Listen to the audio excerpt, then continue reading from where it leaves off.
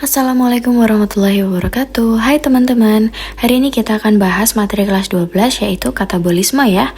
Kita masuk ke pembahasannya. Katabolisme adalah proses reaksi untuk memecah atau menguraikan senyawa kompleks menjadi sederhana. Reaksi ini terjadi secara eksergonik karena lebih banyak melepas energi ke lingkungan. Contoh reaksi ini adalah respirasi sel ya. Nah, respirasi sendiri akan dibagi menjadi dua, ada yang aerob dan ada yang anaerob. Kali ini kita akan bahas yang aerob terlebih dahulu. Respirasi aerob adalah proses memecah glukosa untuk membebaskan energi yang terdapat di dalamnya serta membentuk ATP yaitu molekul pembawa energi dengan menggunakan oksigen sebagai aseptor terakhirnya. Tahap yang pertama dari respirasi aerob adalah glikolisis. Glikolisis adalah proses pemecahan glukosa membentuk asam pirufat. Proses ini berlangsung di sitosol dengan melibatkan dua tahap, yaitu ada fase menggunakan ATP atau investasi ATP dan fase menghasilkan ATP. Sekarang kita masuk ke pembahasan glikolisis.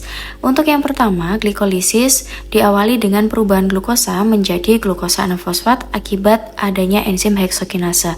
Hal ini menyebabkan adanya pelepasan satu gugus fosfat dari ATP menempel ke glukosa sehingga terbentuk glukosa 6-fosfat dan ATP-nya berubah menjadi ADP atau adenosin difosfat. Selanjutnya, glukosa 6-fosfat diubah menjadi fruktosa 6-fosfat karena adanya peran dari enzim yaitu fosfoglukomutase. Berikutnya, fruktosa 6-fosfat diubah menjadi fruktosa 1,6-bifosfat karena adanya penambahan satu gugus fosfat dari ATP akibat peran dari enzim yaitu fosfofruktokinase. Fruktosa 1,6-bifosfat selanjutnya diubah menjadi gliseraldehyde 3-fosfat dan juga DHAP, di mana gliseraldehyde 3-fosfat ini dapat ditulis juga dengan G3P atau PGAL ya teman-teman. Nah, perubahan fruktosa 1,6-bifosfat menjadi G3P atau PGAL dan juga DHAP ini karena adanya enzim aldolase. Nah, namun DHAP ini dalam proses glikolisis sulit mencapai kesetimbangan sehingga dia harus diubah menjadi G3P atau 3-PGAL oleh enzim isomerase.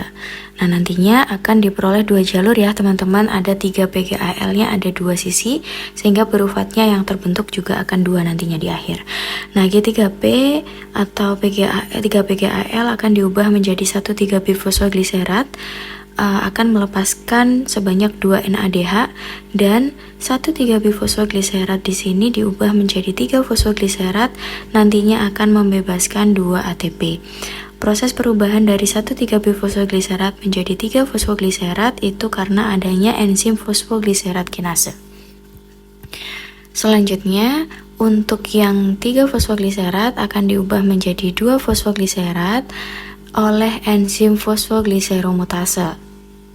Dan 2-fosfogliserat diubah menjadi fosfoenol pirufat atau kita kenal sebagai PEP oleh enzim enolase, di mana hasil produk sampingannya yaitu 2 molekul air atau 2H2O. Yang terakhir, fosfoenol pirufat akan diubah menjadi pirufat oleh pirufat kinase, akan membentuk 2 ATP juga.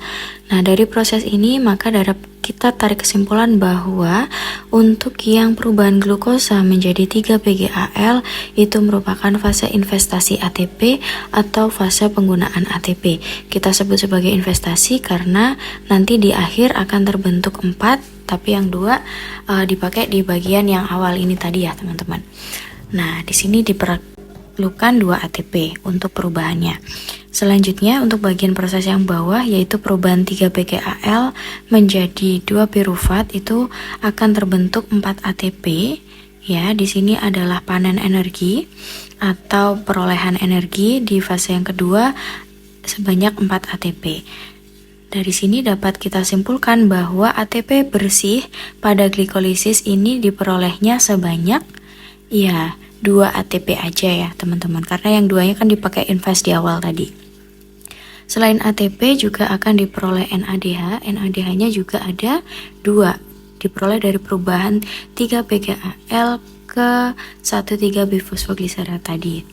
Nah, selain 2 ATP dan 2 NADH tentu juga terbentuk pirufat.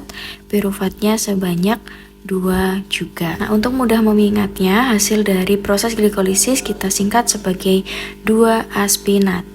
Aspinat meliputi asam pirufat, untuk aspinya, Na-nya NADH, dan AT-nya yang terakhir itu adalah ATP. Jumlahnya berapa? 2 semua. Jadi ada 2 asam pirufat, 2 NADH, dan 2 ATP. Nah, itu tadi berkaitan dengan pembahasan glikolisis. Selanjutnya kita masuk ke dekarboksilasi oksidatif.